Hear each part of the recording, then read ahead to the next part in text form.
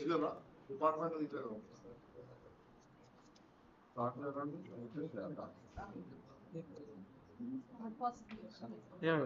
start. Good morning, all of you. Myself, Dr. K. Maheshwari, Associate Professor CSE, and my colleague Sabine Fatima, Assistant Professor CSE.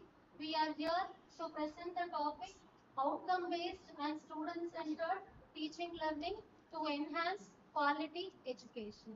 I think you are all aware of the name of criteria 2. Can any one of you can tell what is the name of criteria 2? Name of criteria 2 in MBA perspective. అది start అయిన తర్వాత What is the name of criteria 2? నేను set చేస్తాను Outcome-based teaching learning. And that outcome-based teaching learning ఎప్పటిదాకా చేస్తున్నాడు in Okay. perspective. So this title was chosen based upon the outcome-based teaching learning. And the total marks carries for that outcome-based teaching learning is 120 marks. So, in one meeting, faculty meeting also, Director Sir mentioned, you change the strategy of the teaching methodology. Don't go with the old traditional teaching. You change the way of teaching methodology. So that on that perspective only, we are going to see here, and it should be interactive. We have planned the 3-4 activities also. So in between, I request everyone to support for this student-centered teaching learning process. So, what is the difference between teacher-centered and student-centered? Any one of you are having any idea? What is the difference? Why we are telling that it is a student-centered? Why it is not teacher-centered?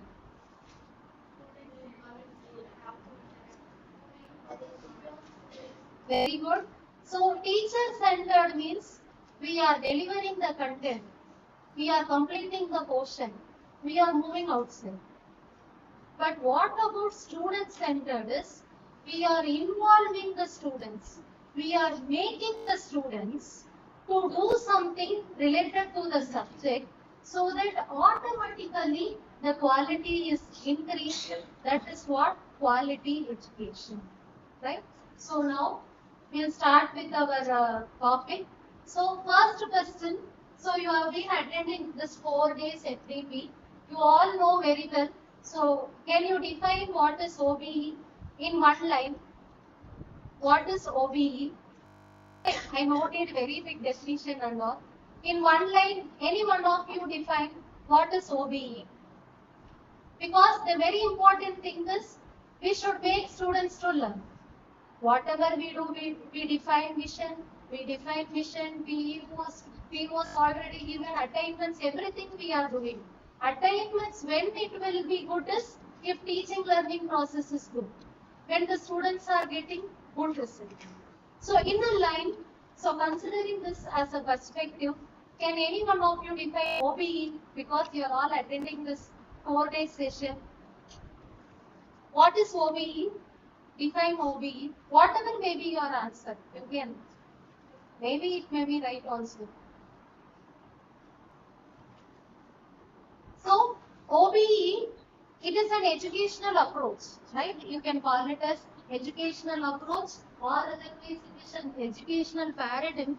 The main thing is the students are expected to learn either at the end of the course or at the end of your instructional period or at the end of the program. Right? Instruction period means after delivering 1 hour of lecture. At the end of the course means after completing your course, either DBMS or software engineering. At the end of the program is at the end of BTech program. Okay. So we should concentrate that what the student is learning, whatever we are teaching, whether really they are learning or not. Some outcome is there or not. So that outcome you should focus on. That is called outcome-based education. So when this outcome will be achieved is if we use all the pedagogical methodologies. We have n number of tools. So if we use the tools only, it is possible to involve the students. So for example, if you are handling any programming subject, whatever you teach theoretically to reach students, it is difficult. You don't know whether the outcome has been achieved or not.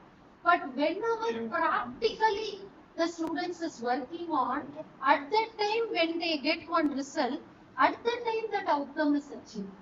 Because, for example, you are taking any concept, either it can be in encapsulation or whatever may be inheritance, that outcome is achieved at that time. Because why we are saying that outcome is achieved? Students are involved in that program. Student involvement is more required. Where we are lagging. Truly, because whenever we go to the class, so students' involvement is less. So to make the students more interactive, you identify some activities and make the students to involve more so that it will be helpful for you. Now maybe marks perspective we should think, and whenever they go in future also, they will think, for example, this activity, this we have done, this topic, it reminds them learn. Right? So now we will go to the first session. So as I have asked you, what is OBE? The only one point is OBE, it is an educational approach where the students should learn. They should be able to do. They should be able to understand at the end of the course or at the end of the program or at the end of instructional period. I am telling on the perspective of teaching learning. Right? So now, first, so before going to that, first our curriculum also should be in that perspective only.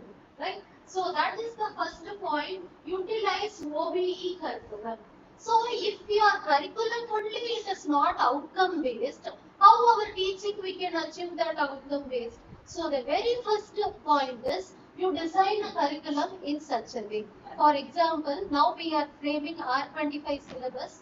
Who are all expert in that specific subject, you can get this syllabus on the base of perspective of your thing, you can change the syllabus also. Because if the syllabus is clear, if the syllabus is having specific outcomes, then automatically you can achieve the course outcomes.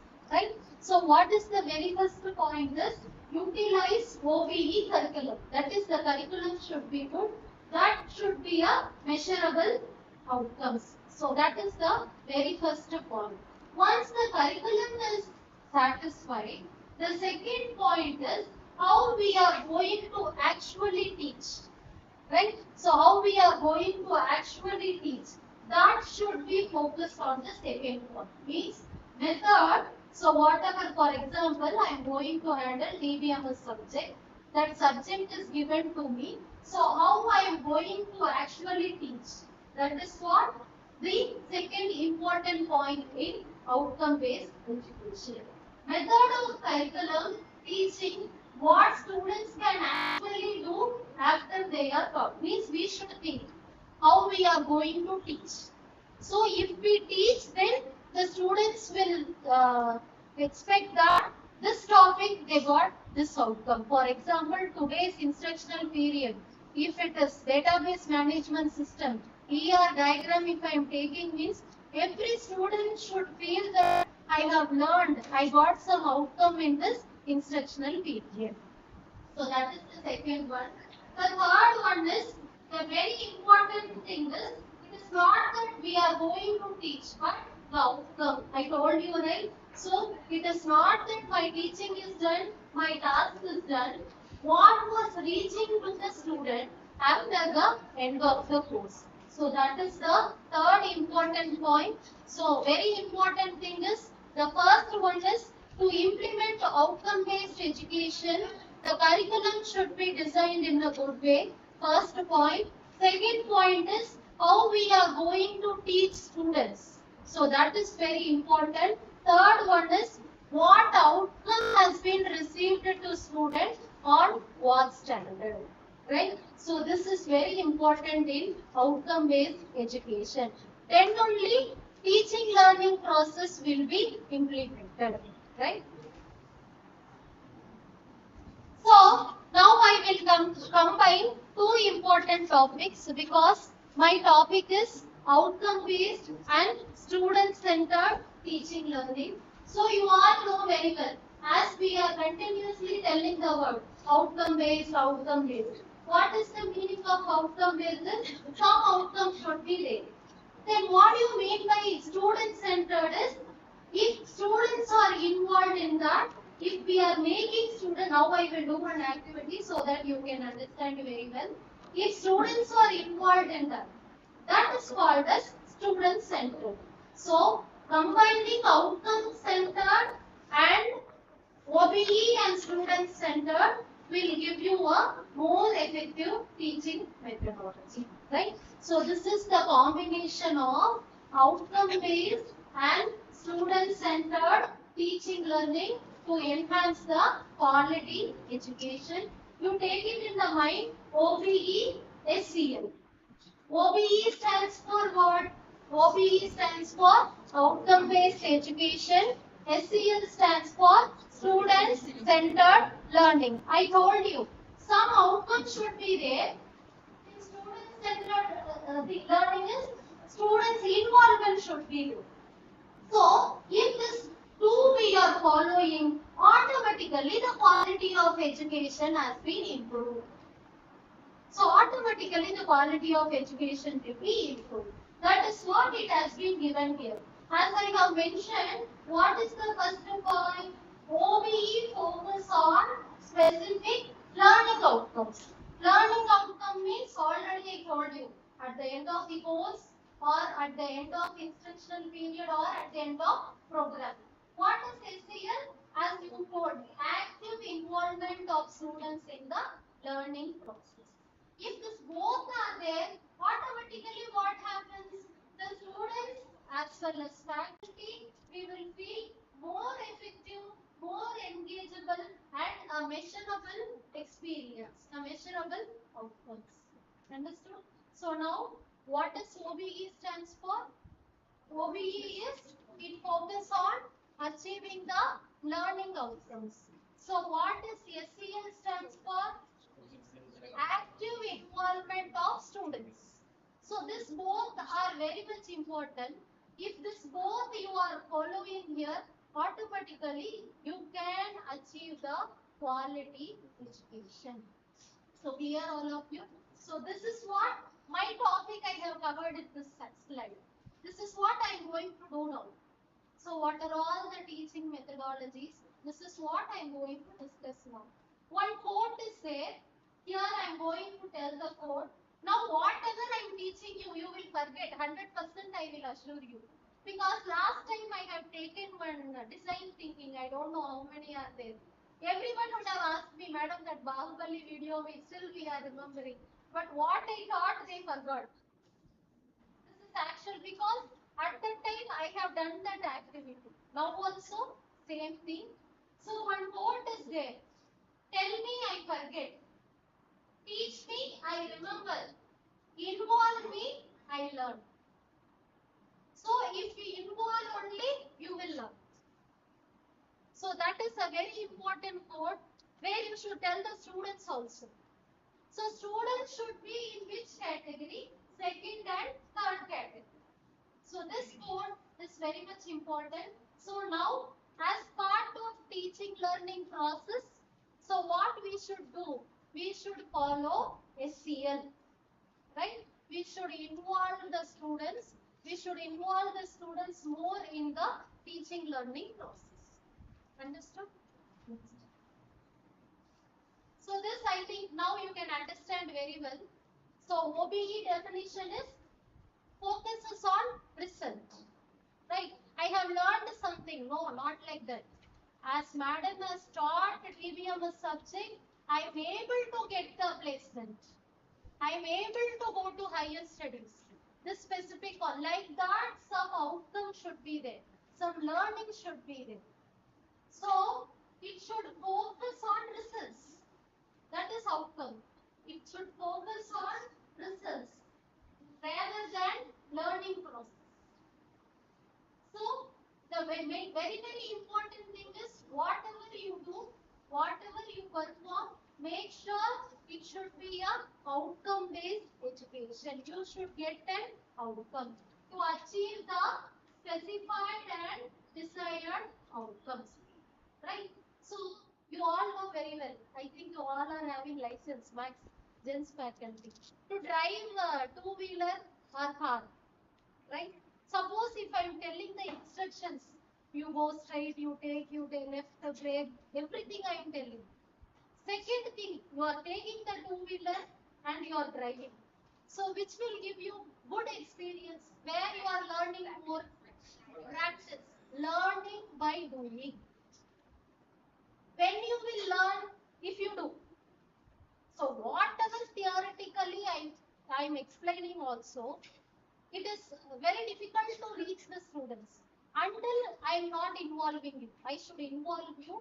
I should make you to do. Then only it reaches the students or faculty, whoever may be. You are driving the car. That is an outcome. If you are winning in the race, that is very good outcome. Right? So these are all the things where we should consider in our teaching methodology. So students should feel that this subject helped me to crack the placement or whatever may be. If I'm able to work in the organization, if I'm able to work in Java, whatever may be, this faculty has taught me a lot. That the students should feel, we should work in that perspective. Right? So next. So now we will see the difference between traditional education as well as outcome-based education. So traditional education is, I already asked in the first slide, what is the difference between faculty-centered and student-centered? So traditional education is nothing but faculty-centered, what we are doing now. We are following traditional education only because one syllabus has been given to us, one lecture schedule has been given to us. Either the student listen or not, either the student write or not, either the student is having notebook or not, yes or no? Either the students are having notebook or not. What is our intention? To complete the syllabus. So we are not caring about anything because we are also pressurized in completing the syllabus. So we are thinking in our perspective. So that is called as teacher-centered. My time is fixed. Within this 3 semesters, I need to complete the portion. So my main intention is I need to complete everything. So my vision is that. I'm not thinking that whether the student has achieved that outcome or not. My main objective is this. I focus on only teaching. My teaching is correct. So if I do such type of education, that is called as traditional education. We are following traditional education only. We are not following outcome-based education. So we need to follow outcome-based education. So these are all, as I have mentioned, based on the objective, we are fixing the time, we are making the teaching, we are completing the task. So now, when we come to outcome-based education, first, what the student should learn at the end of the course. If you see the syllabus, very first point what you will be having is, at the end of the course, what the student should able to learn. Right? So that is the first point we should consider. Whatever the subject we handle, so what the student is able to learn. That is very much important. And don't think with the specific time only we should complete. So time is not at all a matter. Our ultimate aim should be students should learn some outcome should reach the student. So you should work in such a way where as a faculty also will gain more knowledge.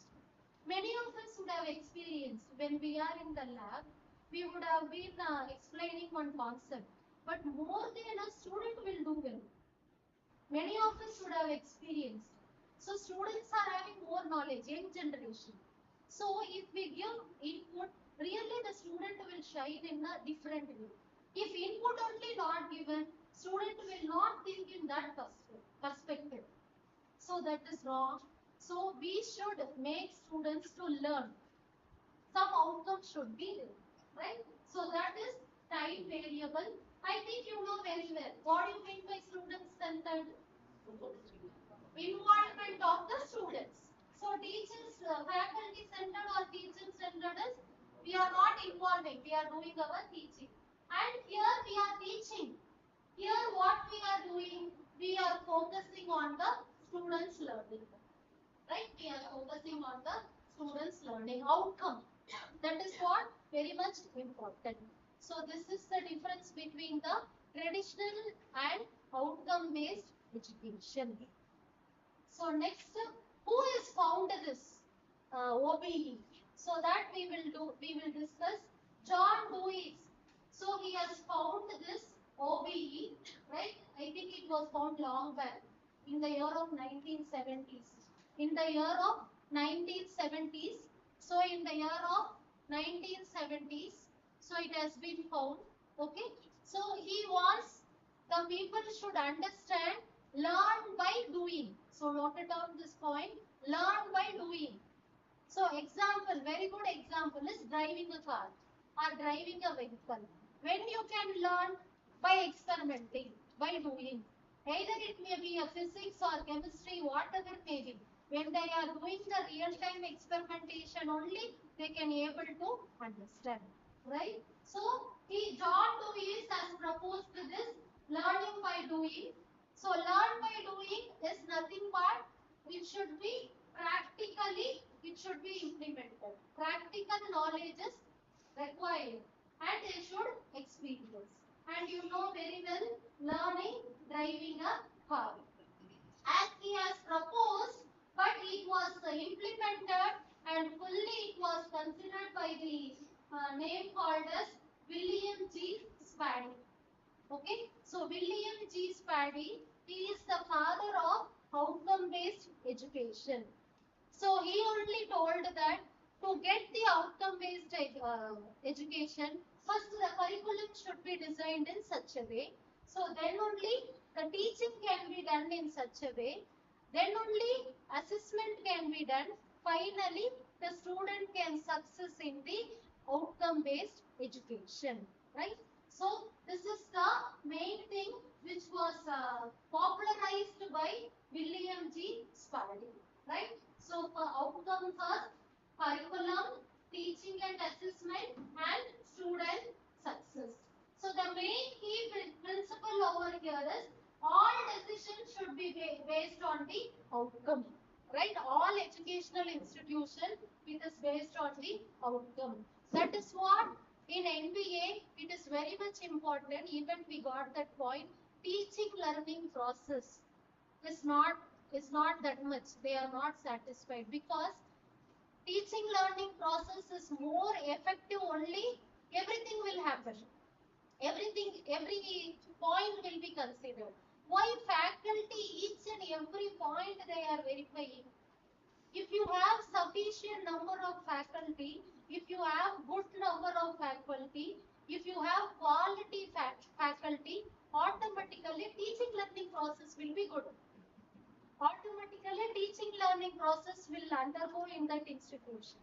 So automatically outcome will be there in terms of student or in terms of institution everywhere. So that it is very much important, right? So all educational decision is based on the outcome what students are expected to achieve, right? So next. So this I have already told you. So OBE means now you can, I guess.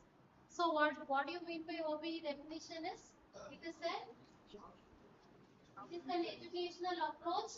So the main thing we should give the priority for the outcome of the learning process. So I told you you can get the outcome either by the end of instructional period. Instructional period means after 1 hour, okay, or at the end of the course or program. So whereas in traditional education, they didn't focus on anything. Only they have focused on delivering the content alone. But whereas OBE, we are focusing, if we focus on quality education, automatically you will get a good learners. Okay, and KSA. Can you describe what is K, what is S, what is A? KSA. The student should have KSA. Knowledge, knowledge. Answer was submitted. Knowledge, skill, A. Attitude. So these three things are very much important. We should, this is KSA. We'll call it as KSA. So K stands for knowledge, S stands for skill, A stands for attitude. So automatically the students will have this. You should make the students to think. If we, for example, if we are doing continuously, we are coming, we are handling the class, we are going outside. No learning will happen over there. Maybe you will tell them to solve a problem, or maybe you will call the student to come into the stage and discuss about the problem. That is correct. This is called as involvement of students, where you are involving the students to solve the problem. At that time, you are achieving this moving. Means you are getting that measurable outcome. There you are achieving the measurable outcome. Students KSA have been developed. K stands for knowledge, S stands for skill, A stands for attitude. It is very much important. For any professional student, KSA is very much important. Right? So next. So same.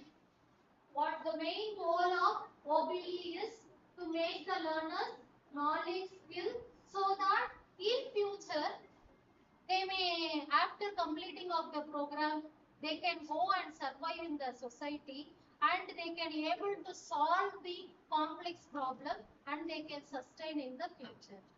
So, if students are success, faculty is reason. If students are failure also, we should accept. Because we should involve the student. So, it is in our hand. Right? So, next. And another thing is, OBE is not a teaching style. It is not a teaching style. It is nothing but change your teaching in an effective way. That's all. It is not, don't feel like it is a separate teaching style. You should do some separate thing. You should not like that. You change your teaching methodology so that the student is able to achieve the outcomes. Means they will be able to learn something. Okay, so they can achieve something. So in one line, what we can say is, OBE is what is learned rather what is taught. Right? So if you are attending this session, what I taught is not important. What you learned is important. So that is one quote. We should not forget. OBE is what is learned rather than what is taught. So clear all of you? Now define OBE. Define OBE. I think I started with this. Leave it. This is not an issue. As per your understanding, any one of you define what is OBE. The students will be able to learn at the end of the course. Learn. That, so it is an educational approach. What the student is able to understand or learn at the end of the course. Small definition. Don't take it more complicated. This is OBE. Outcome based education. Learning by doing. This is very much important. So next. So automatically, if we are following this, we'll get the benefits. The first one is enhanced clarity and purpose. When you teach like this, automatically will be there. What purpose we are teaching, that clarity will be there with the students as well as the faculty. Some students are there, they don't know the subject name, they don't know the faculty name. That is a mistake of the faculty only. We should make them to understand. So that is main thing, OBE, teaching learning process. Why the name is called outcome based teaching learning? Can anyone of you justify why the name of the criteria 2 is called as outcome based teaching learning? Teaching is by faculty, learning is by students. That's what the name is called as outcome based teaching learning. When learning is not there, outcome based teaching, that's all. So that is what very much important. Teaching, learning, both should be good. We should get that outcome. That is what the name is called as outcome based teaching learning process. And student centric learning. You know very well. Involve the student.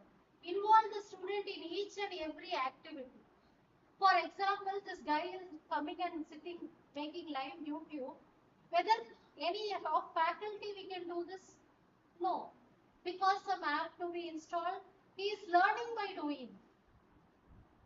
He is learning by doing. But ourselves, we know something is happening, YouTube live is going on, but we are not doing that. So we don't have that experience. So we should learn by doing. So that is very much important. Student-centric learning. Third one is improved accountability. If you make this, automatically students' marks will be increased. So automatically their grade will be increased. They can go for a placement. They can go for higher education, whatever may be. So that assessment will come under accountability. And fourth point is, I told you, right? Since you are making them, you are involving them, automatically you are indirectly or directly supporting the student to achieve in their future endeavors. So, future, whenever they go for a future also, they will see their employability has been increased. So, this is one point. And last point is continuous improvement. So, continuous improvement normally we have in criteria 8.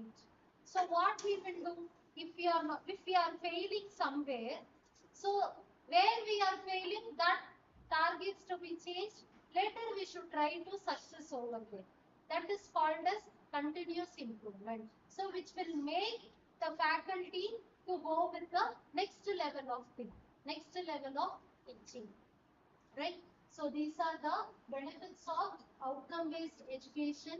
So whatever I teach theoretically also, you keep only one thing in the mind. You should make the students to involve in the teaching. So this I think already you have come across. There are three levels of outcomes. So what are the three levels is? First level is institutional level, second level is program level, third level is course level. This I don't want to explain more. Okay, so just I want to tell you, institute level they will fix the vision, mission, everything, PEOs, everything. Here program level means BTech program. Program means either BTech CSE or BTech CSE AAML, but this comes under program level. Course level is subjects whatever we are handling. You should not tell subject, it is a course. So course objective, instructional objective. So whenever you are handling one subject, daily you call one student, what is the course outcome of this unit? Ask them to tell the course outcome. Daily, until you complete first unit, you tell them, ask them what is the outcome of the course. Because every unit we are having one course outcome. So let them, so that at least they will go through the syllabus, everyone will see what is course outcome. So these are the three different levels of outcomes in OBE. This just I am telling you, I am not touching more. So this will be in first day, I think sir, we have given more brief about this institution level and program level. So there are three different levels: institutional level, program level, course level. So this is PDCA Act. I think some of you have taken some software engineering subjects. In that we will call it as PDCA.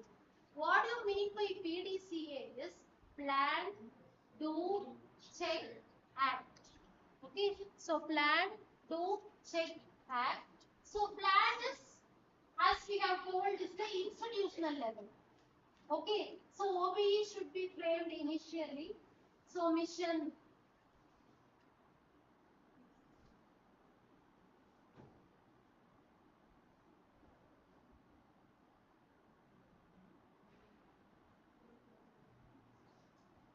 So program educational object. PLO is nothing but POs. We'll call it as program learning previously, but now POs. Program learning outcome. CLO is nothing but COs. Course learning outcome. So this plan should be done initially. What I'm going to do in this. So if that plan has been done, now where this teaching learning process will actually carry out is, it will carry out in do. Okay, so what course I'm going to take, what is the syllabus, what is the pedagogical methodology I'm going to use over there, what is the learning process, what was the assessment? Assessment is nothing but marks attainment. That comes under this do. So this comes under do, teaching and learning process. Now, next one is check. So, after completing all this activity, finally you check whether you are assessed, whether you have attained in terms of course, CO attainment, in terms of program, BTech, end of the program, or in terms of institutional attainment. If this everything is correct, you don't need to change anything. If it is not correct, again you should change the thing. That is called as improvement. If it is not correct, somewhere we are wrong. That is called as continuous improvement. Criteria 8, whoever has worked, you will understand. That is called as continuous improvement. Either we should have changed the outcomes, we should change our strategy so that we can able to achieve. So that only we are collecting the feedback of alumni, because alumni after getting passed out, they will be working in the organization. So what is the drawback you are facing in the organization? Not able to sustain. Some feedback we are collecting, right? Alumni feedback, employee feedback, employer feedback. On what basis we are collecting? This is for our improvement. Where we are lagging, we can improve accordingly, right? So this is called as PDCA. So plan the things. So our teaching learning process will be carried out over here in the part of 2. Later, here we will check the things and finally we will go for continuous improvement. So understood? So this is about the PDCA cycle. So center OBE is there. OBE PDCA cycle. Define OBE. Define OBE. Why again and again I am asking is, you should not forget. Define OBE, it is an educational approach. What the student? What the student will able to learn at the end of the course. Right? So I think comparing to first time, now all are bit familiar. Right? So what it means? Practice, experience. I am making you now experiential learning. You are experiencing. Right? So next.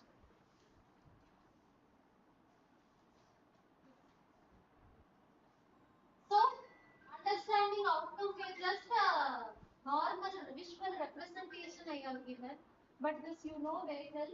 Curriculum has been designed. You will do the activities.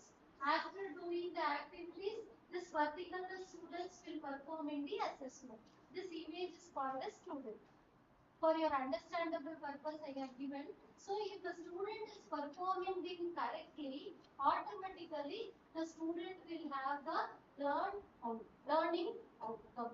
What is the learning outcome is he will have the knowledge, he will have the skills, and he will have the attitude. KSA. What do you mean by KSA is knowledge, skill, attributes. Know, do, value. The student should have that. If the student is having that, our course has been, they got some outcome from our course. Right? So this is the just diagrammatic representation of the OBE. One student. That's what this guy is standing for. So here, student-centered learning, I told you. What is SEL? What is the definition of SEL? Student-centered learning means students should be involved. We should make the students to involve. If this is the target, what image is called as this target, right? So, what is our target? If one guy is there, I should make him a good learner. Okay, I should make him a responsible learner. This is the target, that arrows is there, not target. So, to make him as good thing, what I need to do, we should work at his own.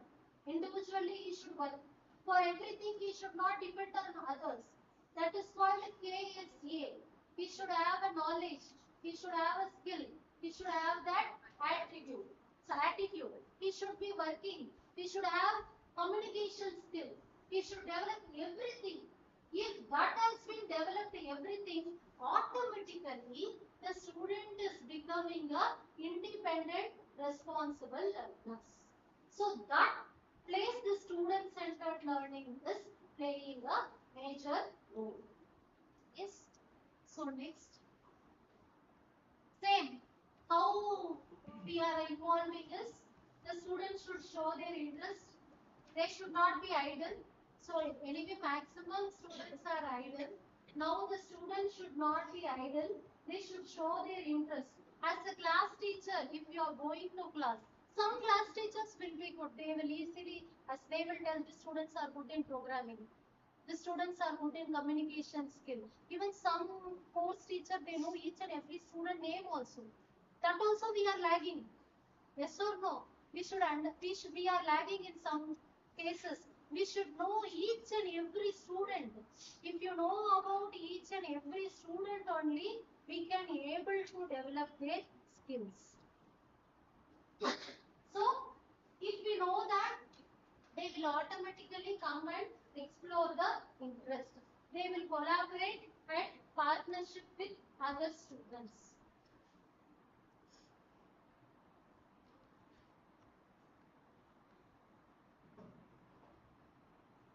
And whatever the student work is done, actually we are busy. Students are doing many things, but we are not able to find the time. But we should get some time and we should encourage the students. Whatever the work done by the students, we should see and we should encourage them. So students work shown in class, and this is the cooperative learning means what? We should make all the students to learn.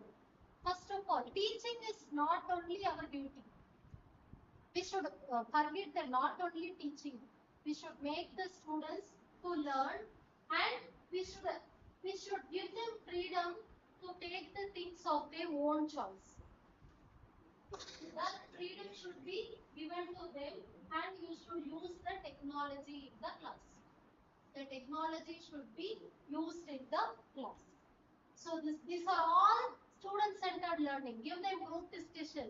Ask them to debate. Ask them to fight. Not an issue, but it should be a healthy competition. So these are all comes under the student-centered learning, right? So next. Huh? Yes, yes. Yeah, I have now. We will do.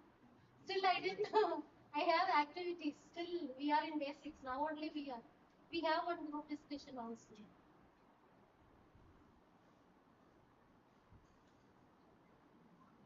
So, now we are going to transformative approach.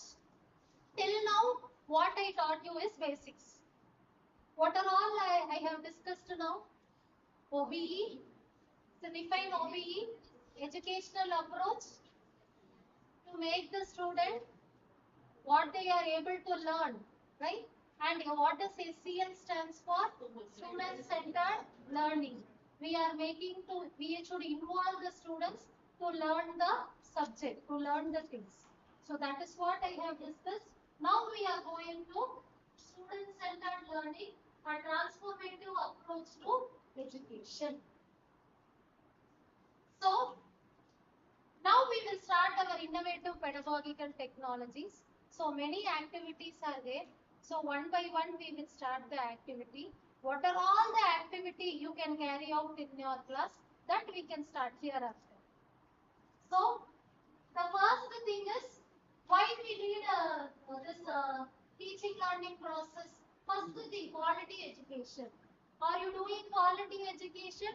If I follow SCL, yes, I am doing quality education because I am following student-centric learning. SCL is nothing but student-centered learning. Student-centric is involvement of all the students and make use of all the virtual platforms. There are many platforms. So, some platforms we will show. So, the Tabin Fatima will show the platforms. In last slide it was there. So, we should make use of all the virtual platforms and we should provide opportunities to interact with the outside world and practices in the industry. Right? So, now these are all the three major objectives for the teaching learning process. First thing, you teach. Why we are going to teach the student, he should learn. Right? That is the first thing. Not only teaching, ask the student to use all the virtual platform, all AI tools. What is the third one? What you are doing? You are doing teaching. Second one is student is learning all virtual platform. Third one is students is getting placed or higher studies. Your job is done. Your work is completed. The student was in the success mode. These three things are very important. Where the faculty can claim, I have done the quality education. Understood? So what is the first point is, make them teach. Second one is, this you do, this automatically they will do. Yes or no? If you do this, automatically this two will be complete. So the first one plays a very important role. Right? So next slide. So to do this, now we are going to do pedagogical initiatives. Note it down. There are different pedagogical initiatives. So pedagogical initiative means you are going to make the students to be treated in the SCL mode. SCL mode is student-centric learning. If you are doing that, automatically what is happening is their critical thinking, problem solving, communication skill, everything is improved. Okay, so that we should do. For example, if I am assigning one topic, group discussion, right or wrong, you stand and speak. It is not. That is, we should utilize the opportunity. That is very much important, right? So, the very important thing is, whatever pedagogical practices we do, that will make the students to enhance the critical thinking, problem solving, communication, creativity and adaptability to all the environment. So that helps them to compete in the real world. Every class we cannot do pedagogical. That also I accept. If you do only pedagogical, we cannot complete the syllabus. But make sure at some point we are engaging the students. Every time we cannot do, but we should do. We should try to do. We should try to find some activity. Understood? So, as I have mentioned, their critical thinking skill will be improved, problem solving skill will be improved, communication will be improved, they will collab, they will not feel shy. As orientation program is going on in our department, so past 3-4 years are going on, many faculty are coming and attending. So you yourself, you can able to find the difference what first orientation you taught and what today's orientation you are doing. Yes or no? Whoever is attending, really you will find the difference because you know where we went wrong first time. What should be done? What should make us to improve? So that and all when it comes, when you are doing. So you learn by doing. Understood? Learn by doing. That is very much important. So creativity and adaptability. So this is the pedagogical initiatives. The main important thing. So these are all we are going to, these many initiatives I have. In between I'll conduct activities so that you will not feel bored. Okay, so previous topic activity cannot be conducted. So hereafter we can do. These many things are there. So what are all this? To make student-centric learning. Okay, student-centered learning. These are all we should follow. One is explicit teaching. Second one is flipped classroom. Third one is role play, project-based learning, peer-to-peer learning, experiential learning, problem-based learning, gamification, blended learning, inquiry-based learning, group discussion, case study, brainstorming, think and share, jigsaw, integration of technology. Apart from this, many things are there. Except traditional teaching, whatever you do, it is called as pedagogical initiatives. Right? So how the students will achieve, how the students will able to learn is because of this. Right? First one is what we are doing. Explicit teaching. So we'll go one by one. So one by one, parallel activity. So I request everyone to come forward. Don't feel anything. Anyway, we are all colleagues. Okay, you come forward. One by one, we'll do activity, right? So for role play, some faculty I call, you come voluntarily. I don't want to call specifically. So first one is explicit teaching. That is nothing but previous slide. The point I have mentioned. So that point previous slide. So clear, structured, direct. This key point will give you the correct word. Clear, structured, direct instruction and not involving any student. That is also a pedagogical initiative. It is a traditional type of teaching. It is a traditional type of teaching. So it is a direct approach. I am giving the explanation. I am telling them what to do. A teacher is there. I kept image for each and every slide. So a teacher is there. Student is there. Direct instruction. I'm taking the lecture, but directly I'm giving the instruction. So that instruction they are following. So this is called as explicit teaching. So it is a direct approach where the faculty is giving the clear and specific explanation. They are giving the objectives and they are telling this is what you need to do, this is what you need to get. Something they are telling, but they are not involving the students. But some outcome is there. Students' involvement is not there in this explicit teaching. Throughout the lecture, they check for understanding, asking questions, providing feedback, everything they are doing, but they are not involved with the students. Right? So this is the first pedagogical initiative. What is the first one?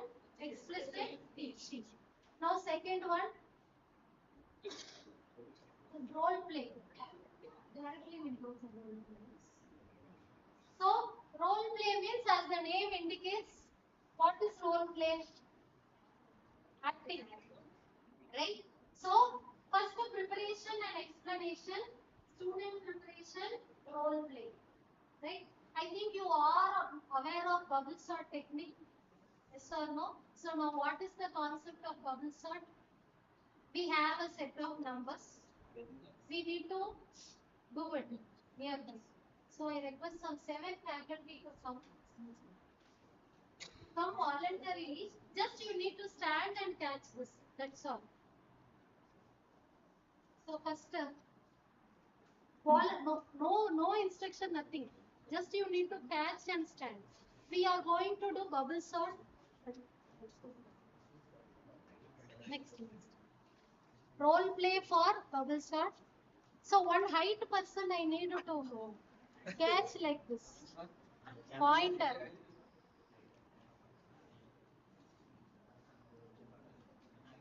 Nothing, sir. Just more understandable. You need to catch like this. Lady faculty.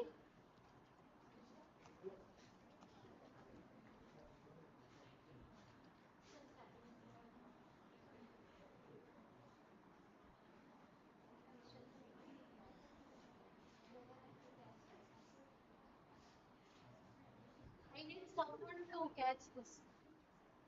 Height person only I need. Sir, you come, sir. You come here. Still, you catch this. No, here. Krishna's head. Not now, sir. You stand back side.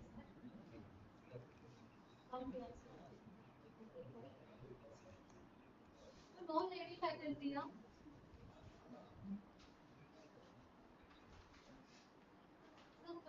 Come, sir. There it is, there. So all of you hold like this. Ah. So now you know very well what is the process of bubble sort. It is to compare with the adjacent element and to check. If it is greater means no problem, lesser means we should swap. Everyone knows, as we are all CSE and allied, we are all aware of this, right? Now we are in iteration 0. So keep the pointer like this. Now pointer is 42. Iteration 0. Now 42 is compared with 35. Now we are performing SEL. Now what to be happen? 35 is lesser. Swap, sir. So now the pointer is here. Right? Now 42 is compared with 12. Now what we need to do? Swap. Swap. So now here 42 is there. 42 is compared with 101. Now swap. No swap. Come here, sir. So now 101 is there. 101 is to be compared with 77. Now what we need to do? You come here, sir. So now pointer. Now 101 is to be compared with 5. So now what you need to do? Now iteration 0 is done. Now Bhagya, next sheet. What is next sheet? Iteration 1. Comparing to my traditional teaching, you are all, your faces are very good now. Yes or no? When I do the teaching, you are all tired. What is this thing? Now when we do this, with active, same mentality only students will have. So we should follow this student-centric learning. Now iteration 1, iteration 0 is over. Sir, pointer, sir. So iteration 1, 35 is compared with 12. Now what we need to do? Sir. Now pointer is here. 35 should be compared with 42. No problem. Now come here, sir. 42 is to be compared with 77. No need to swap. Now again, 77 is to be compared with 5. Swap. Now again, 77 is to be compared with 101. So now iteration 1 is over. So next iteration 2. So this specific example, we have many sorting algorithms. Instead of explaining theoretically rounding the numbers, practically ఇది connect కావాలమ్మా ఈ రెండు connect కావాలి మరి sir దాంతో ఏమైనా mix అయినాయి అంటావా? సార్ అది కూడా ఆ సార్ ఉన్నాయి కదా, ఒకసారి అది కూడా ఉంది. దీనికి ఏది కనెక్ట్ అయితే అది ఉన్నట్టు చూద్దాం. 12 is compared with 35. No problem. 35 is compared with 42. No problem. 42 is compared with 5. Swap. So again 4. Again 12 is compared with 5. Swap. So 5 should be here. Now again you should compare each and every element. Okay, so after comparing each and every element, it is correct. Anyway, you need to do iteration 5. Last iteration to be done because 0 to 5. So next iteration, again you should compare every pointer with this. So everything is sorted in the ascending order. So now our bubble sort is done. Now you explain that bubble sort algorithm. Student will understand very well. This one. All of you all like this. So this is called as what type of learning? Student-centric learning. Role play.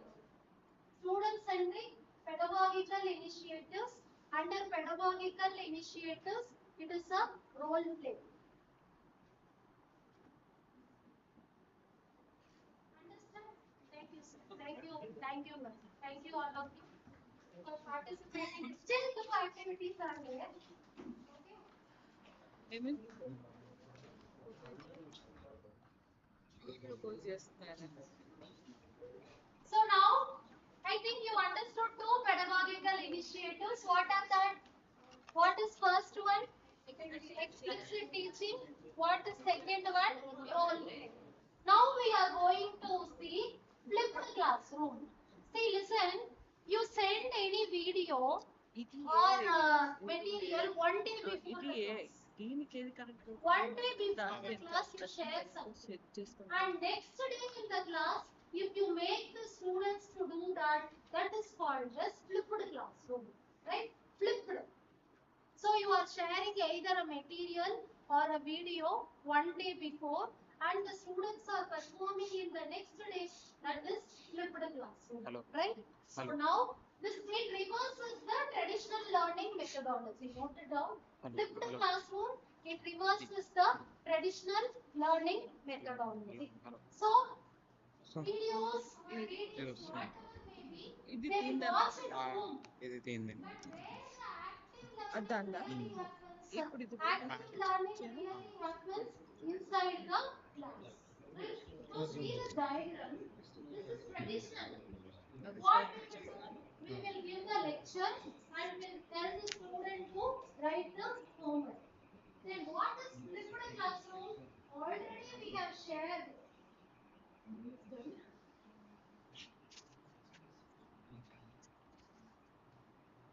So what is flipped classroom? Already we have shared the material and then we are making the students to do in the classroom. That is required. See, if you teach dozen and dozen of theories also waste. More, for example, we'll feel it is a vast subject, many theory, it is waste. We should make them to really understand. That is very important. But this type of teaching is not that much easy.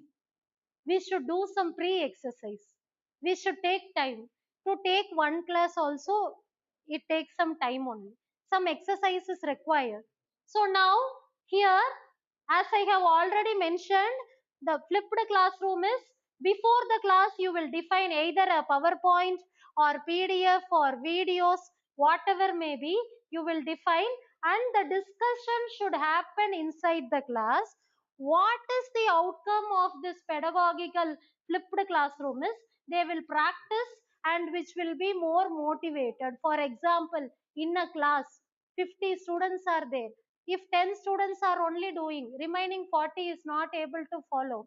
Next day at least they will go through the video. Like that. Okay. So this is flipped classroom. So next topic is group discussion. Activity is there.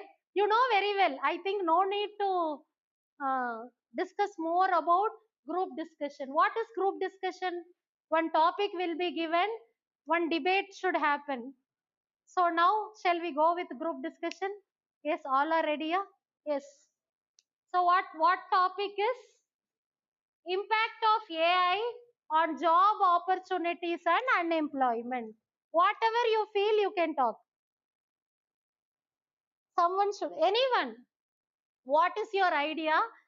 Impact of AI on job opportunities and unemployment. Who is going to start? Or if you want, you take some 5-10 minutes time. 5 minutes time. 5 minutes time. Time is 11:17. 11:22. We'll start. So 11:22. You can write the points. So group discussion. So since you are doing, now you are learning. Yes or no? One topic is assigned to you. Now you are learning what to do, how to interact with this.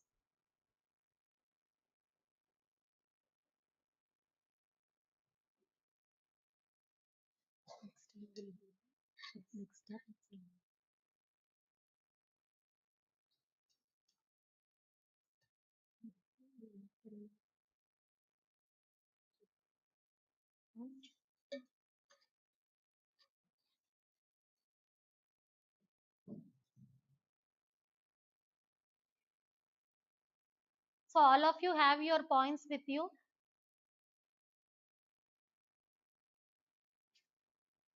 What you feel you can.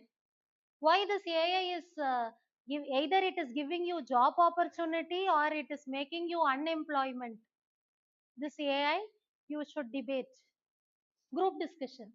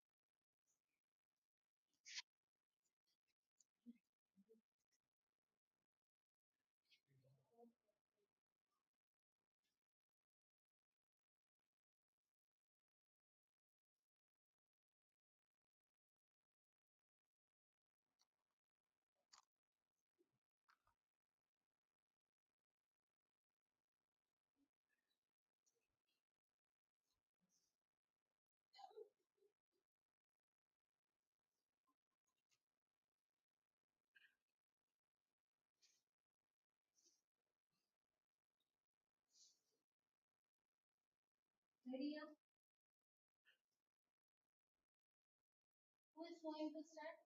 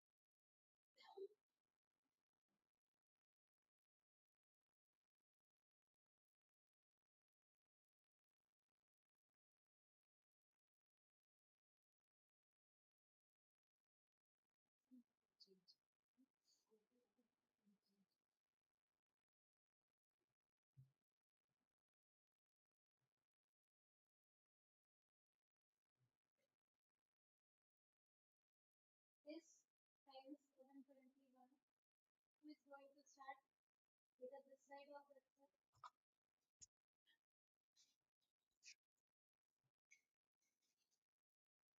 Any one of you start so that it will continue. Nothing, whatever you feel, you can. Yes. No, it is not possible. So anyone? It's one of the latest technology. If you are using AI, is creating some type of job, and it is also doing some type of job. To want to use AI, you have first of all you have to know you have knowledge on the AI.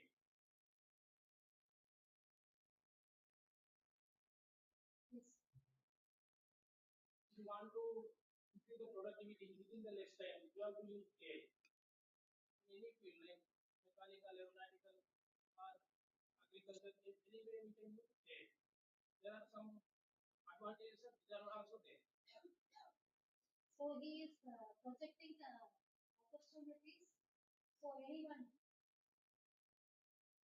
this side, not an issue. Anyone can.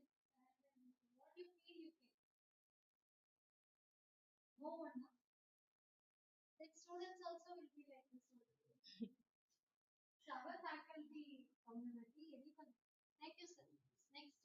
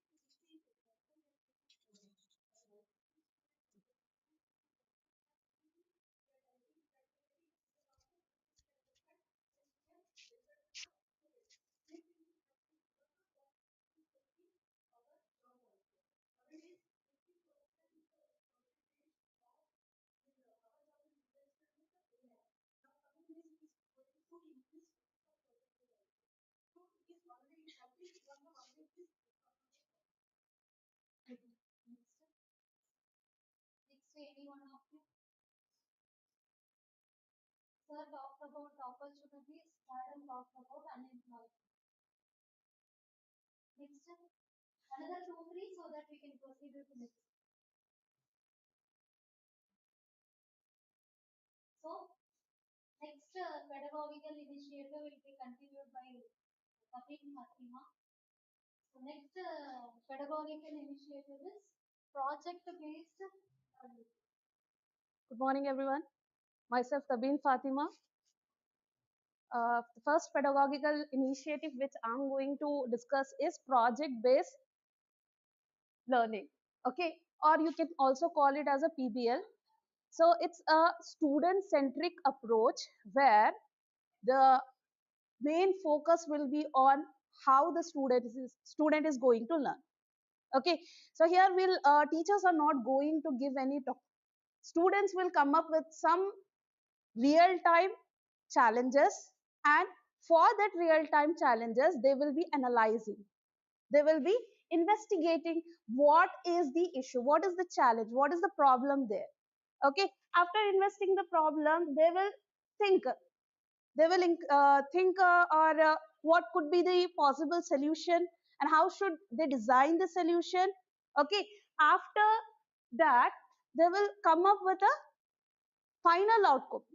This final outcome can be a product or it can be a prototype. So in overall this project based learning, student or learning focus will not be on teacher. Teacher is not going to involve over here. Teacher role is to guide the student, to monitor the student, okay, to mentor the student. Students are completely involving in it, They are investigating what is the challenge, what is the possible solutions they can have, and out of those possible solutions, which is giving you the feasible solution, which is good, which is going to give you a feasible solution or optimal solution, and based on that they will design the prototype, or they can come up with a final product. So all this project based learning is having this revolves around these elements. The first one is competency based interdisciplinary work. Competency based interdisciplinary work. Now we are talking about a project. Suppose I'm saying one project is there, water irrigation project. Can I fully develop that water irrigation project only by coding skills? Is it possible? I know coding language. I'll start with that and I will complete the project. Is that possible? No, it's not possible. We required knowledge in different subjects, in different disciplinaries. Maybe some this project-based learning, we will be one team will be there, team of students, and they will be working on the project. So in that particular team, maybe one person is good at programming, so he may be belonging to CSE, and one is good at sensors for water irrigation project, I'm saying. So they have to check, well, what is the moisture in the soil. Okay, so one is good at environmental science. So it's not like I should have only knowledge about one subject. We can make a team where different department students can participate, they can share their knowledge, and they can learn. So that sharing and different subject students, different department students, they are sharing their knowledge, they are collaborating with one another. Okay, so by this collaboration, these students are sharing their knowledge. And what type of a knowledge? Not the bookish one. It is the knowledge which they are learning from facing the real world challenges. What we are learning in the books is limited one. We all agree with that. Okay, when you go for any interview, or when a student is going to attend an interview or working in a company, they'll not have the what we have in the books. So they have to face the real world challenges. So by giving this projects, we can make the students to face the real world challenges. Okay, and yeah, that is the students will be working on real world problems. Okay, and here one more thing which students will achieve, that is decision making ability. So at individual level also they can make a decision, or at the group level also they can make the decision. Okay, so I'm good at programming, I will be making the decision which programming language I should use as per the whatever circumstances are there, which programming language I should use. The person who is good at sensors, they will know which sensor is better for measuring the soil moisture. So they are taking the decisions at individual level. When you are combining all together, they can also make a group decision. So overall, what is good for final prototype or the project?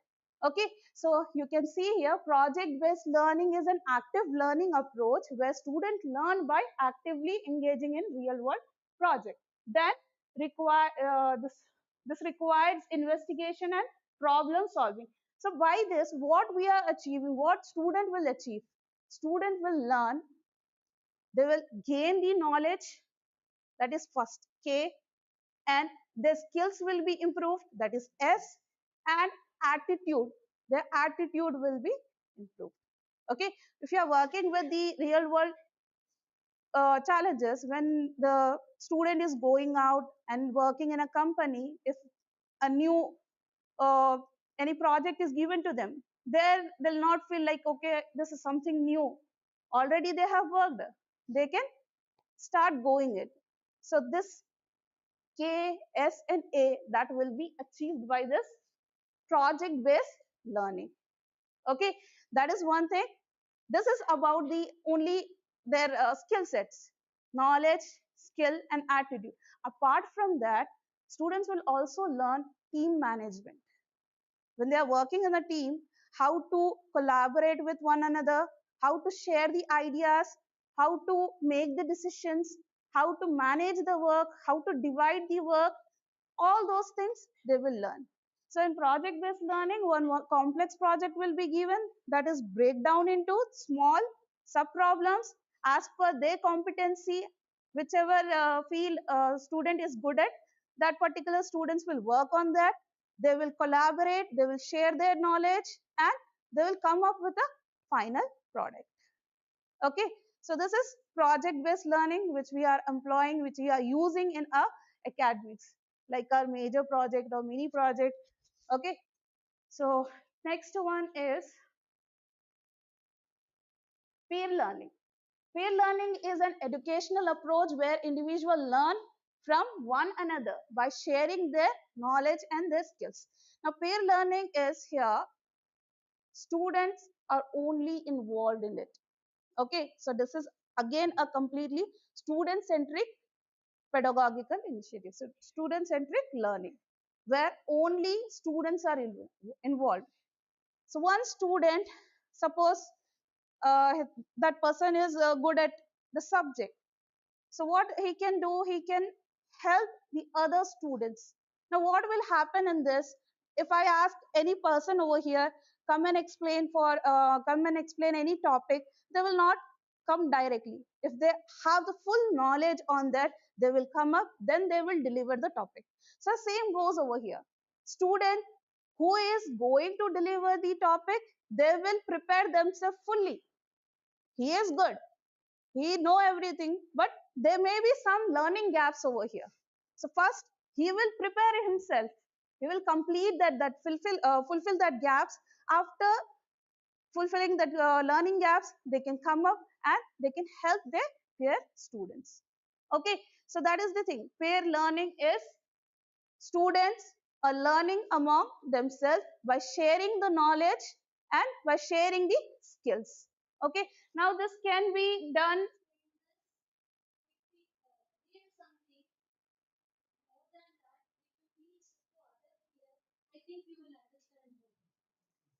So whenever we read anything, maybe we may not be confident, but when we are discussing with the others, you will be more confident because learn together, grow together. So when we are young, at that time, our teachers used to tell, okay, writing one time is better than reading 100 times. I'll say teaching one time is better than writing 100 times better than writing, because once you are teaching, that will remain forever. So if the student is teaching here, he will remember everything forever.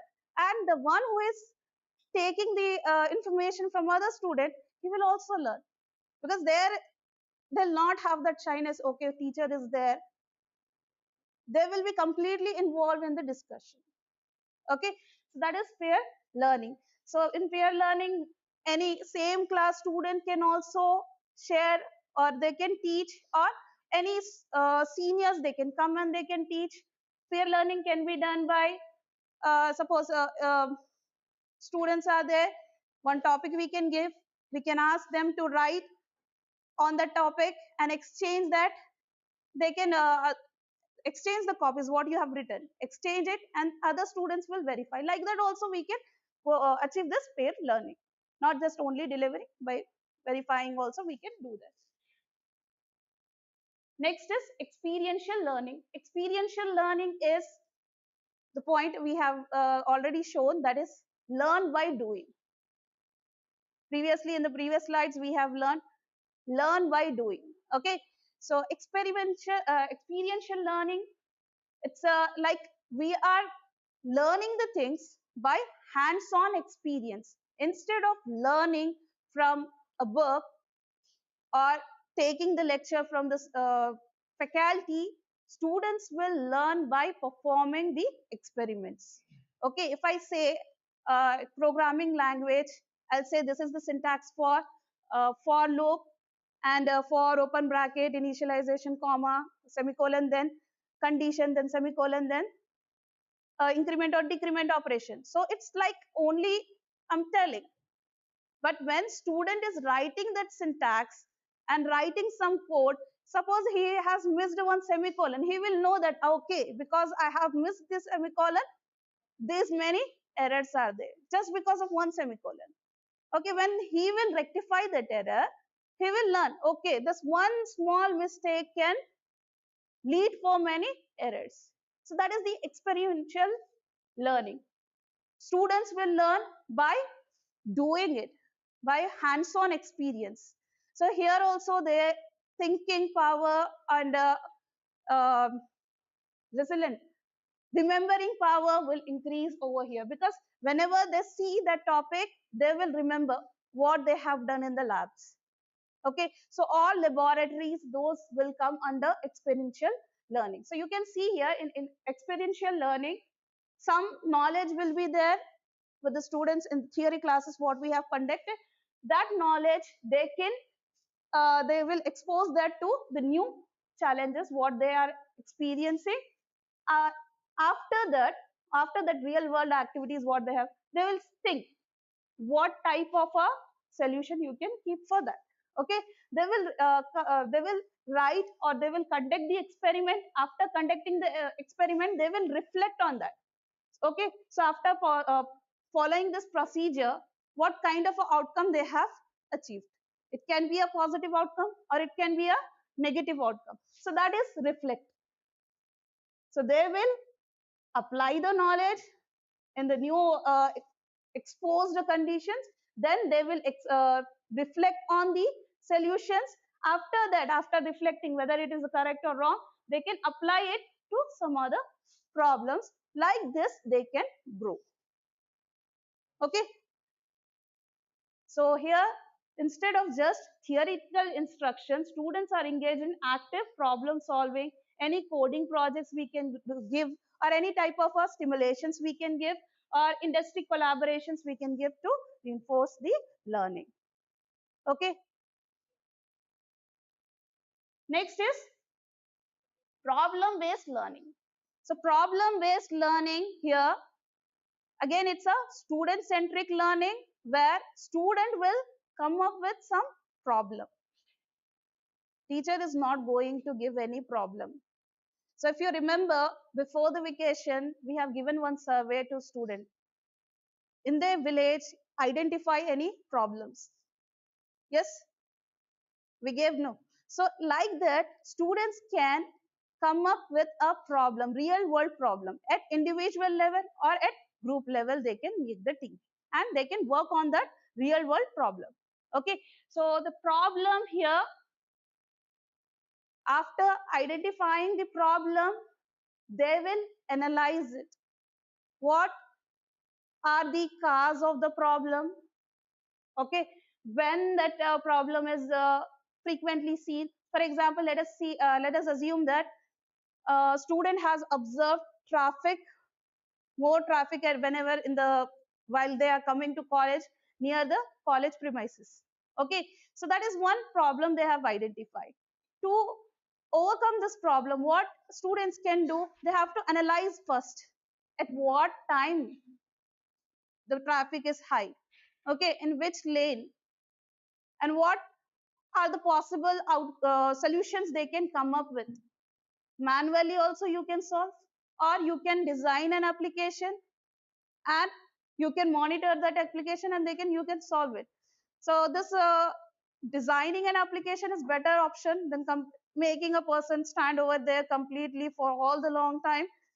So all, whether it's going to be giving you a final product or not, all possibilities you need to consider over here.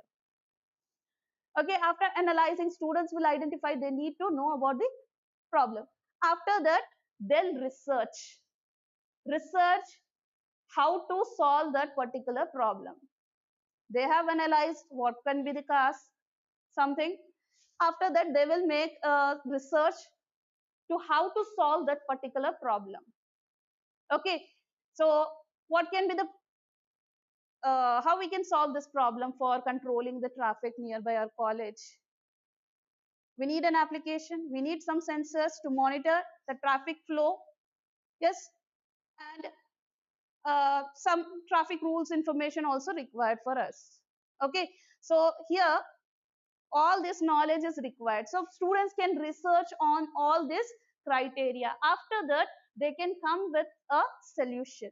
The solution can be a find, prototype, or end product, or only a report which shows you which is the feasible solution. Now, if you relate this problem-based learning and project-based learning, they will look like bit similar. Yes or no? There is a difference. In project-based learning, students will come up with a final product. Here, it can be a survey or a report. What can be the possible solution? So one problem is there. For that problem, they are solving a solution. They are coming up with a solution. Only even a slightest bit, if they are able to solve, that is also considered as student has learned something. Okay. So this learning approach will enhance students' knowledge, their critical thinking, their if the students are working in a group, then they will learn they will learn collaboratively how to exchange the idea. All those things they can learn. So you can see here, PBL process does not focus on the problem solving with the definite solution. As I told, in project-based learning, we will have a finite one solution or a prototype will be there. However, in problem-based learning, at least a smallest bit of a problem has solved, that is also okay. If you are going with the prototype, okay. If not, some report is also okay. So this is the particular method. This is the good approach by which we can control the traffic, control over the college premises. That is also enough. Not fully developed prototype or a working model. At least what can be the best solution for controlling the traffic, that is also okay. Okay. Any? Next is gamification. Gamification is also one of the learning approach. Here we will convert the traditional teaching into a game. Students will not feel like they are only listening. We'll change, we will deliver the topics by using some games. Okay, so you can create any quizzes or any snippets you can give, and you can make the students to compete. You can project one snippet and you can ask the students to solve that, and whoever is solving, you can give the grade points to them.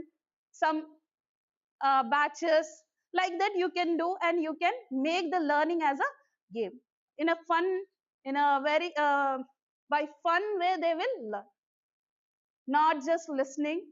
By enjoying they will learn the subject.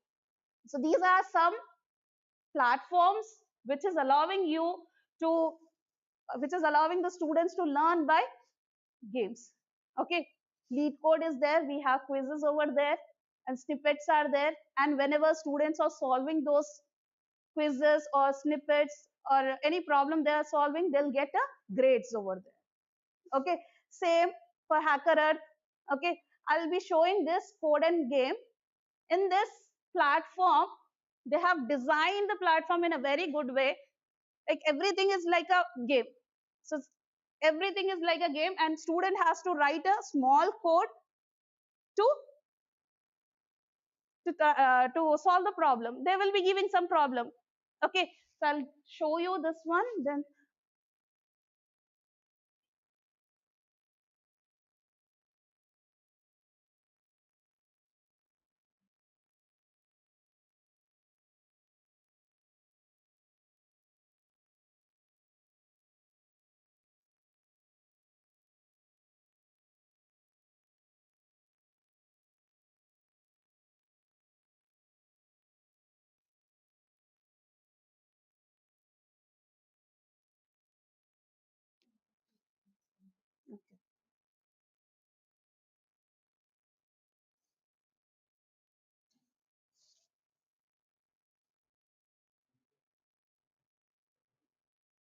So if you see this here above,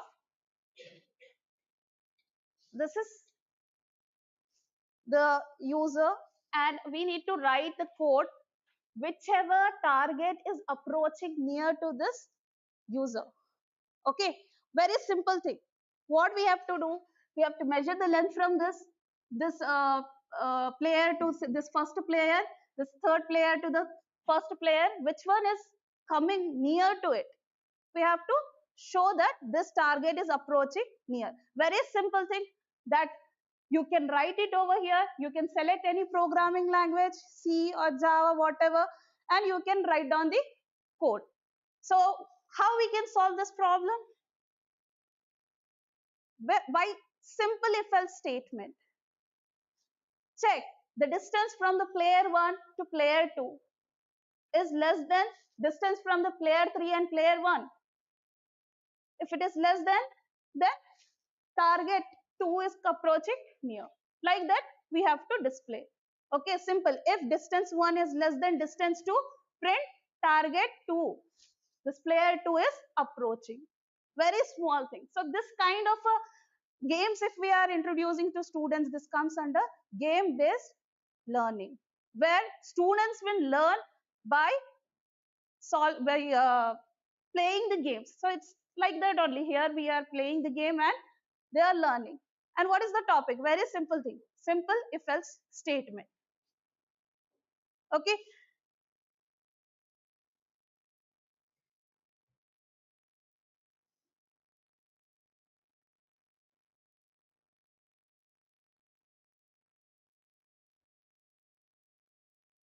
So here in gamification, only make the learning process, teaching learning process in a fun way.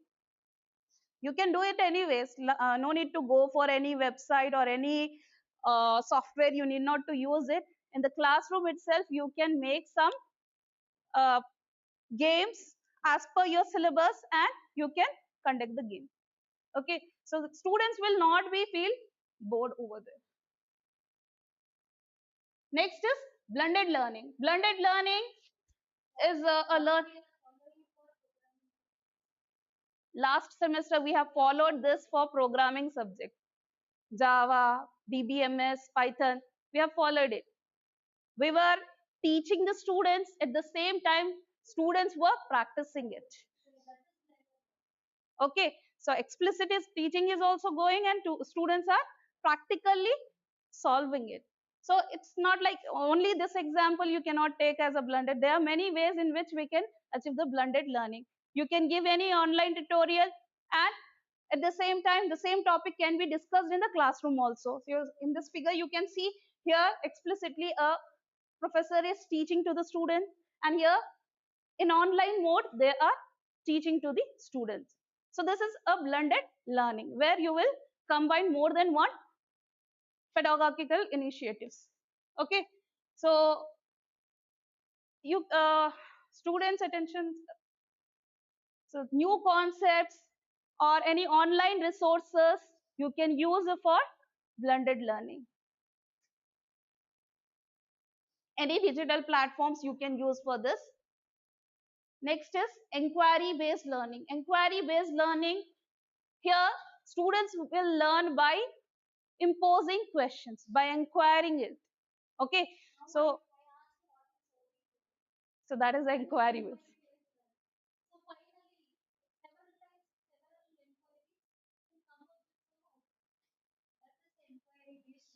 Students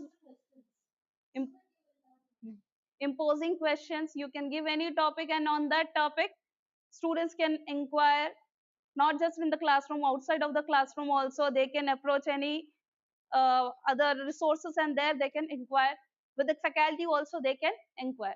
Inquiry based approaches like that. Ask the question, investigate about that question, after investigate, create. There may be some understanding the students will get, and those understanding can be discussed among themselves with the other students, and after that reflected how well they have learned, how much they have learned, what is a good whether they have learned correctly or anything is not correct.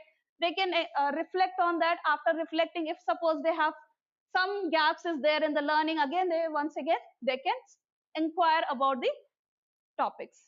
Usually, whenever we ask questions, only we will know. Never. So it is suggested to ask questions.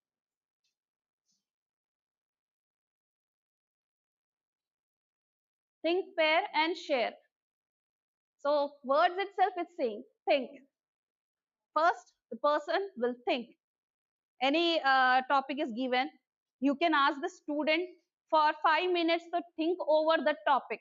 Something, some ideas will be there in their mind, and after that you can ask, you can make a group of students, some like that, in this classroom we have benches, so we can pair up one bench as a one group. Some 4 or 5 students we can pair it as a one group, and that paired group will discuss among them. So everyone has thought of that particular topic, they will have some idea, they will discuss among the same group. Okay, they will share the knowledge. Later on, anyone from that particular group will come up and share the knowledge with the entire class. So all the ideas, whatever every student is having, they will be shared with every student. Okay, so we have one activity for this think, pair, and share.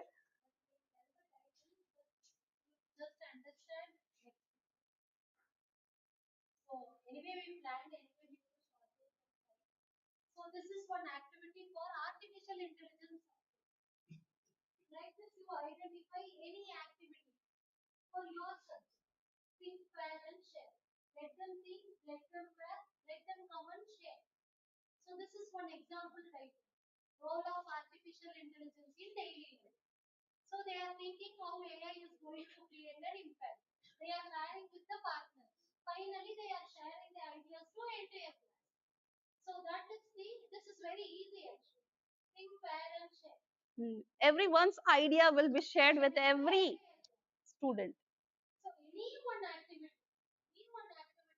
you try to do. So whenever you are preparing lecture schedule also, in lecture schedule in side column you mention this activity will be performed for this topic.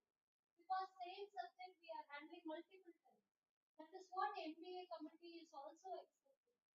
They want pedagogical initiatives, student-centric learning to be happened inside it. That we can think, that we can do.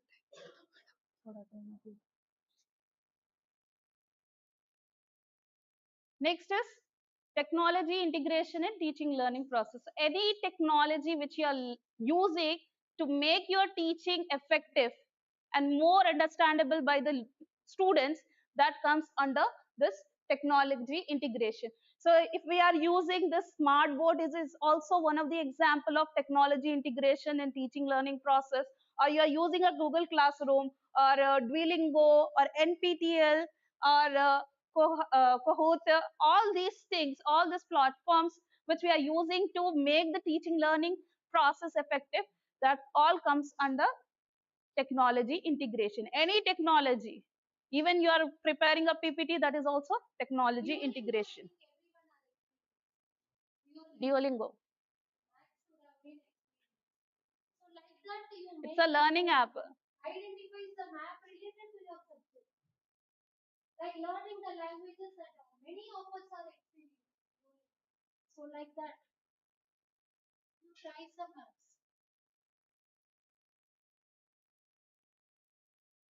Next is jigsaw.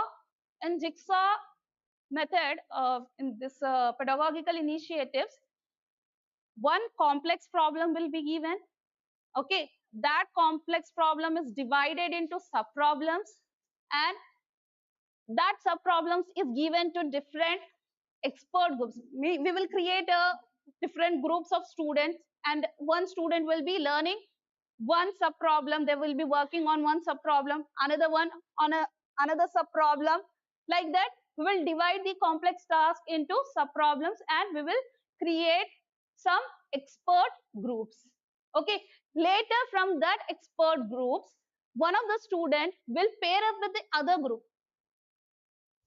from other expert groups. Yes, then they will learn After learning, they will complete it. I have this diagram, you can see. Let us take one example. OSI model is there. We have layers in that.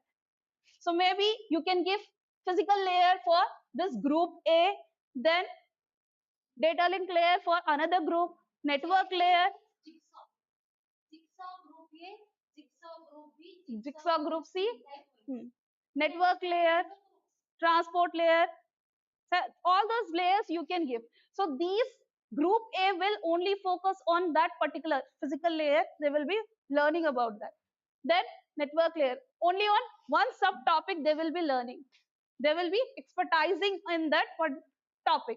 So later on, one student from each group will pair up with another expertise group. So you can see here one person from group A is over here, one person from group B is there, one person from group C is there, from group D is one person is there, group E one person is there. So knowledge related to the physical layer, a person from the group A, he will be discussing.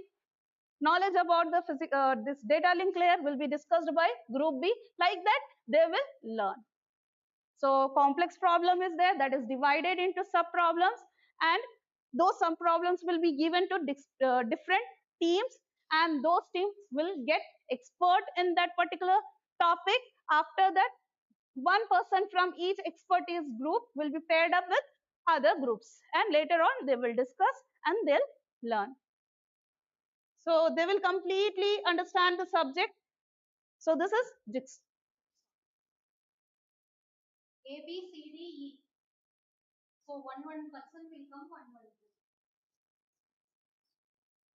Next is case studies. Case study. This case study is very important in MBA. One specifically marks is given, case study based learning. So all of you follow case study for your subject. For MBA, it was asked 20 marks. Case study. What case study was given to students? One case study, we should analyze, we should give the question to students, they should perform one case study. You can write that in your course file also. One example on which topic has been taken. So that example, every student you can assign one case study. Based upon that analysis, they can go through and they can submit one report. So it differs from subject to subject. So for this, we have considered an example of DBMS subject. DBMS subject we have considered. This is the case study for food delivery application. Now, when you order any food, what are the things? We will be having a user, we will be having some list of restaurants, one application will be there, and delivery partners will be there, and payment mode will be there. So these are the basic things when we order food.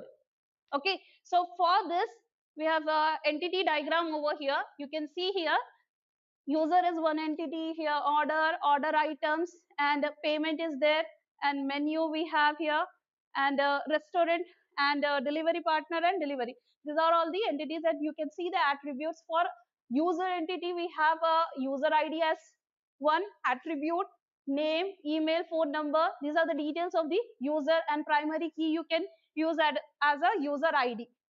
Okay, so user can order. One user can order for n number of times. So place, you can see here relation place is that. Then here we have order. So in one particular order, maybe you are ordering one item or more than one item can be there. That's why we have one more entity here, ordered items. Okay, so we will be having order ID here, and user ID also is there, and restaurant ID, order date, status. These are the other attributes. You can see here order ID is the primary key over here. Like this, you can assign the case study for the students. So this is an example. I think all are well known about the DBMS subject. Foreign keys, user ID. Application, one student in every subject. In Java also we have classes and object. That also we can take it as a case studies in different scenarios. Food delivery system also we can give, or management, ticket booking. Okay. Thank you. We tried our maximum effort. So we expect who has attended the session today, at least you try to implement one pedagogical initiative in your class. So any questions you have, you can ask with us. Any queries? If not, thank you everyone. Thank you, everyone. Thank you for the patience. Very difficult to make teachers to sit and listen. Even as a student also we have seen. So we have tried our maximum effort. Okay, thank you everyone.